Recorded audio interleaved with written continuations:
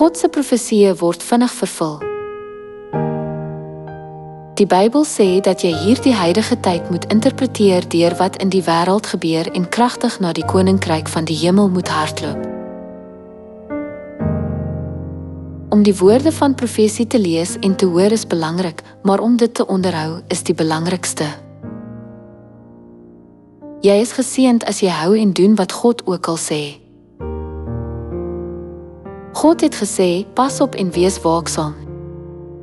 En want net soos in die dae van Noag, so sal die koms van die Seun van die mens wees. In die dae van Noag was mense so korrup en goddeloos dat God hulle vernietig het en net Noag se familie gered het. Toe God vir Noag gesê het, ek sal reën stuur en vloedwater bring, so maak vir jou 'n ark en gaan dit saam met mense en diere in. Het Noag God se woord met geloof gevolg en as gevolg daarvan is hy en sy gesin gered. Wanneer daar moeilikheid of vernietiging is, stel Vader jou in kennis van die toevlugsoord.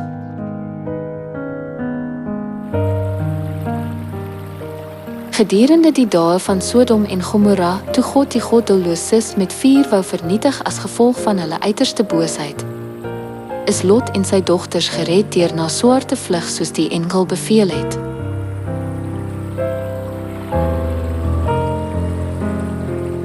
Ten tye van Jerusalem se vernietiging het God nie net oor die vernietiging geprofeteer nie, maar ook oor die toevlugsoord. So is diegene wat in God se woord geglo het en na Pella gevlug het, gered. In hierdie tyd van die Heilige Gees sê God vir die mensdom om na Sion te vlug. In Sion, waar die almagtige God woon, beskerm hy jou en word hy jou toevlug. So daar is niks om te vrees nie, selfs wanneer rampe kom. God se belofte dat vlamme jou nie aan die brand sal steek nie, of die waters nie oor jou sal spoel nie, is in die Bybel opgeteken. Sadrag, Mesach en Abednego is in 'n brandende oond gegooi omdat hulle nie 'n goue beeld aanbid het nie. Maar God se beskerming het hulle ongedeerd gehou, nie eens 'n haar is gesing nie, en hulle klere het ook nie geskroei nie. Toe die mense wat die Pasga gehou het die Rooi See en die Jordaanrivier oorgesteek het God hulle beskerm en hulle na die land Kanaan gelei. Op die dag wanneer dit soos 'n oond sal brand vir die wat God se naam eer, sal die son van geregtigheid opgaan met genesing in sy strale en hulle sal baljaar soos goedgevoede kalwers. As God se heilige vlees en bloed jou deur die Pasga binnendring, selfs wanneer rampe nader kom, sal hulle God se vlees en bloed sien en weghardloop. Jy moet die naam van God aanroep wat aan jou die Pasga gegee het. In die tyd van die Vader is diegene wat die naam van Jehovah aangeroep het gered, en in die tyd van die Seun is diegene wat die naam van Jesus aangeroep het gered. Nou, diegene wat die naam van Christus aansang aanroep, is gered. Voordat rampe kom, moet jy die mense van die wêreld inlig waar hulle skuiling kan vind. Jy moet hulle help om gered te word deur die naam van God, Christus aansang wat by jou is, aan te roep. Aangesien mense enige dag sonder waarskuwing kan sterf, sou dit nie so gevaarlik wees sonder God se beskerming nie.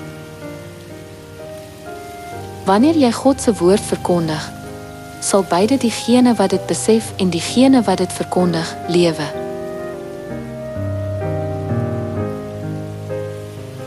Baie het in die naam van God geseëvier.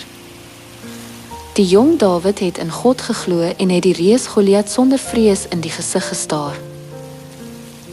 Toe Dawid uitgeroep het, ek kom teen jou in die naam van Jehovah, en 'n klipslinger, het God Dawid se geloof gesien en Goliat se voorkop met die klip geslaan.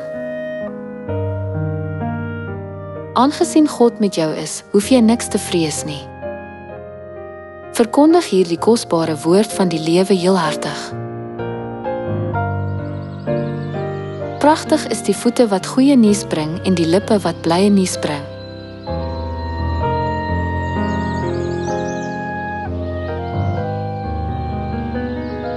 Word asseblief daardie pragtige lippe en voete.